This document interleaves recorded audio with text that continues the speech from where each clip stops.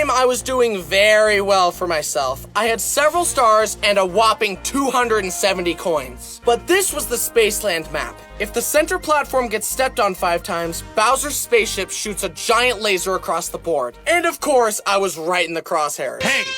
No! Stop! Just calm down! Don't do it!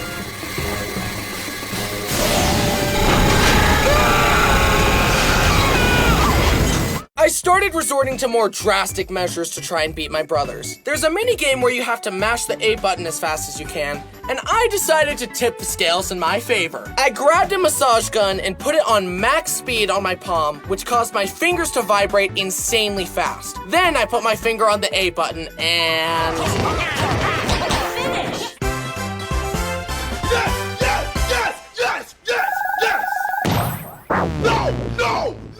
As the second youngest, my older brothers were always so much better than me at everything. And honestly, so was Brenner. He was spat out the womb knowing how to use an iPad and was 360 no-scoping noobs while still in diapers. Having a powerful imagination was a good thing in many ways, but this also meant that I was scared very easily. Taking the trash out in the dark felt like a life or death experience. I was convinced that an evil clown or alien would kill me if I didn't do it as fast as I could. And of course, when I turned out the last light in the house, I had to run to my room as fast as I could so that a shadow demon wouldn't catch me. Even as an adult, I avoid horror movies. It's just not worth it to me.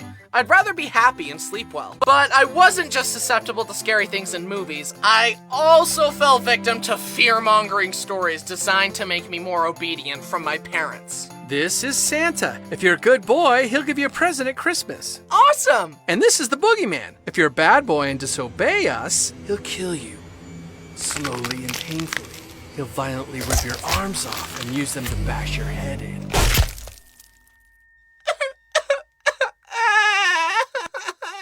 My dad really told me that if I played too many games on the GameCube, that it would take over my mind and I'd never be able to stop playing. This scared me to my core, and it's the reason I didn't start playing a lot of video games until I was 14. But there is something to be said about how good it was for me to play outside all the time. I am grateful that I didn't fry all my dopamine receptors with an iPad at age 5. Instead, I spent my time in glorious nature eating dirt. I wanted to win something for once. I just hadn't found the right game yet.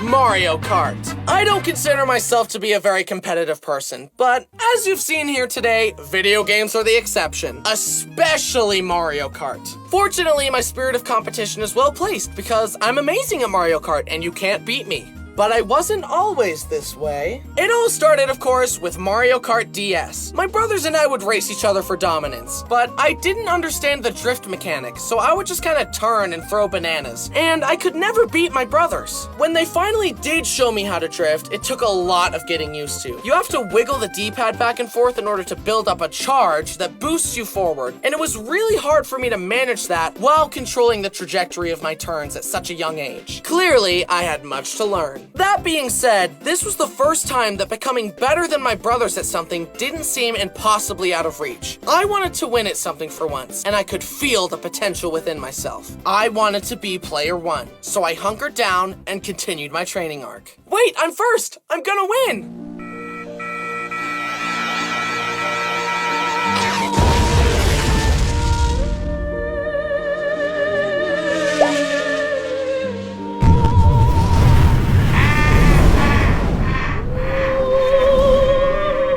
Continuing on with the case of Bryson v. Bryson on whether or not to adopt a dog, we will now hear from the plaintiff. The floor is yours. Your Honor, the defendants claim that adopting a dog will improve our mental state and make us happier is sheer lunacy. Dogs are messy, unruly animals. If allowed into our lives, this animal will shed everywhere, raid the trash cans, poop and pee in the house, and bark constantly. And the dog in question is a pit bull. Do I need to bring up the...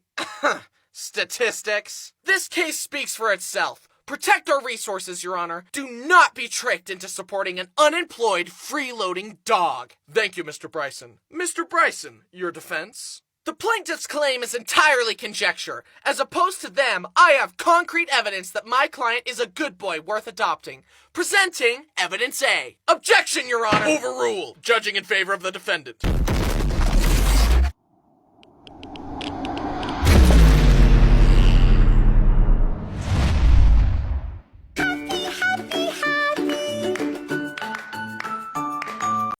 rivalry was just getting started. Let's turn up the heat and move on to the game that's been causing relationship-shattering screaming matches for decades.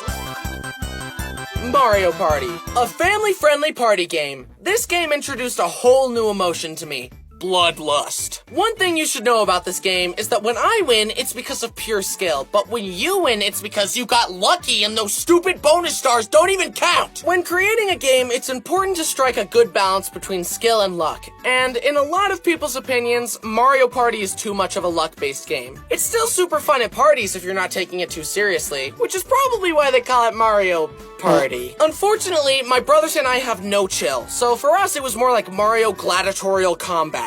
Our sibling rivalry seemed to leak into every aspect of our lives, and video games were no exception. Even being player one was a big deal. If my Wiimote connected first, Brody would his pants and disconnect all the controllers and resync them until he was player one. I'm not obsessed with Thomas anymore, but I still just like the way steam trains look.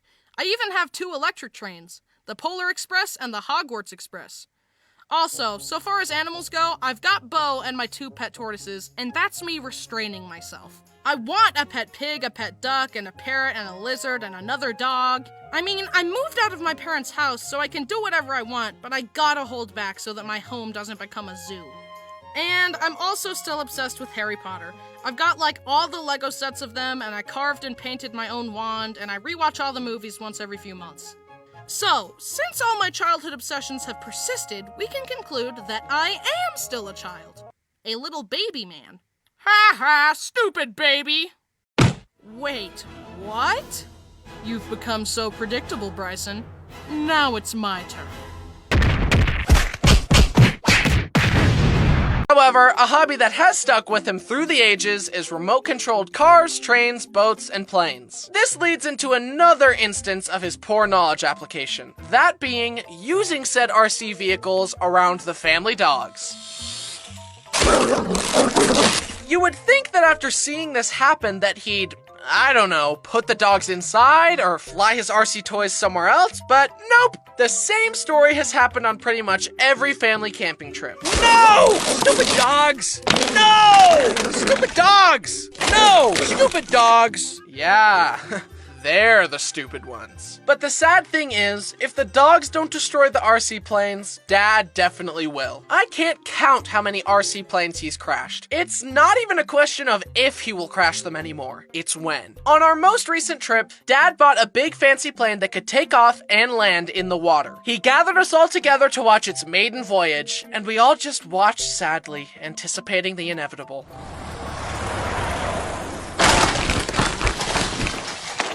No! Stupid plane! Our sibling rivalry seemed to leak into every aspect of our lives, and video games were no exception. Even being player one was a big deal. If my Wiimote connected first, Brody would his pants and disconnect all the controllers and resync them until he was player one. We also played the DS version of Mario Party on family road trips, and I remember screaming my lungs out over losing mini-games. Something about this game is just a recipe for white-hot rage and malice. I guess that's why it's good at parties, because you get to see everyone's true colors. And it's always so tense when Toad announces the final score. Okay, I've got 4 stars and 46 coins.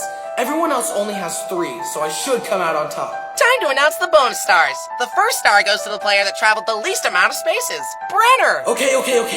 I still got more coins than him, so as long as he doesn't get the second one, I'll win. And the next star goes to the player that lost the most minigames, Brenner. I'll f***ing kill you! Basically, these dumb teeth were dooming me to another appointment with pain. I sat in the chair, and I wanted to try and resist the sleep medication, but it went more like this. Okay, this medication is gonna make you a little sleepy. I can resist this easily. And you're done. Oh, what? It seriously just felt like...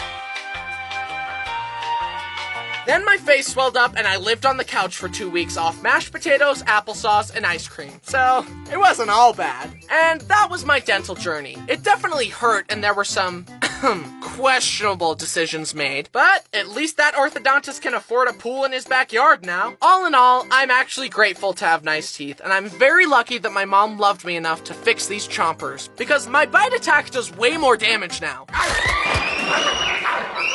I'm pretty shy when getting to know people, and then all of a sudden, boom, I become the silliest goose of all time. You can tell how comfortable I am around you based on how annoying I'm being.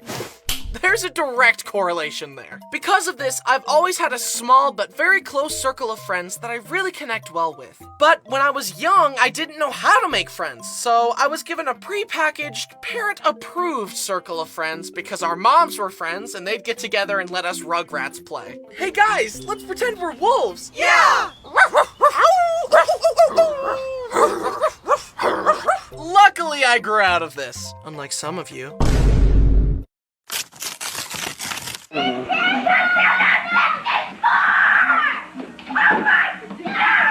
It's a Wii! Wow, this is gonna be so fun. Look, the Me channel. I want to make a Me. Don't worry, I'll make one for you. You're probably too dumb to figure it out. What? I said you're too young to figure it out.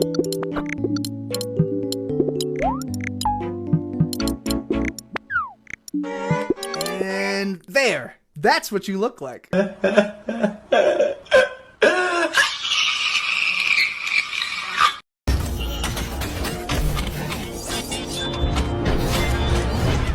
Cadets, today we're gonna be doing hyperspace training. Be sure to follow all protocols before charting a course. Cadet Josh, take the wheel. Okay, I'll take us to the stuffed animal galaxy. Boop. You fool! We can't get to the stuffed animal galaxy directly. We'll have to make a detour in the petting zoo galaxy to avoid the cookie crumb asteroid belt. If we go straight there, the asteroids will destroy the ship. The controls are jammed. I can't turn it off. We're gonna crash. Everyone, get to an escape pod. The escape pods are locked! It's too late! You fool! You killed us all! No! Immediately, the soundtrack in this game changed my brain chemistry forever. The people who made this music know what joyous whimsy sounds like. When I hear Gusty Garden Galaxy, it makes me believe that anything is possible. The room fades away, I float into the air, and I enter the world of the game. This was one of the first video games I ever played, so I had a lot to learn. Jumping between gravity-defying planets and walking upside down took a lot of getting used to. I collected a few stars and then headed to the Loop-de-Loop Galaxy. And let me tell you, this level broke little Bryson. A disadvantage of my eyes being weird is that the floating finger illusion has never worked for me. Apparently, for normal people with normal eyes, if they hover their fingers in front of their face and focus on something in the distance, it looks like there's a magic floating sausage in between their fingers. But I'm not like other guys. It doesn't work for me. It just makes me look stupid in public when I try to do it. Maybe the illusion doesn't even exist. What? I'm just supposed to take your word for it? I've never seen it, therefore it's probably not real. Just like the curvature of the Earth. Next obsession, animals. I used to love catching frogs and then racing them against each other. If my friend had a pet, I would insist on holding it and petting it. In fact, my discovery of YouTube was just me watching videos of hamsters for hours on end and begging my parents to let me get one. And eventually they finally caved and got me one. The day I got him, me and my family were watching the Bee Movie. So I named my hamster Barry. Short for Barry B. Benson, of course. But then I decided to introduce Barry to my dog Duke, without consulting my parents. Rest in peace, Duke. Duke slowly sat down, gave him a sniff, and very gingerly murdered Barry right in front of me. Mom! And that's why I don't watch the Bee Movie anymore. Rest in peace, Barry. I zoned out in high school once. And when I zoned back in, I was staring at a girl I knew. And I could see in her face that my cover was blown. Wait, are your eyes? Yes, they're weird and disgusting, I know. We laughed it off and talked. As many of you know, I'm a very late bloomer. I looked way younger than a normal high school boy. Then, as we talked, the girl said, I just had a vision of you in the future. It's a glow up. And her prediction still hasn't come true. I've been waiting all this time. About time. My mom did a great job teaching me. She made learning fun with field trips and games, and the one-on-one teaching worked very well for me. I couldn't do what she did. I'm horrified by how quickly my future kids' math homework will be beyond my knowledge. Instead of experiencing the rite of passage of crying at the kitchen table as their dad tries to help them with their math assignment, they'll have the unique experience of crying with their dad about the math assignment. What is 7 times 6? I'm genuinely asking. I don't know what it is. I don't know.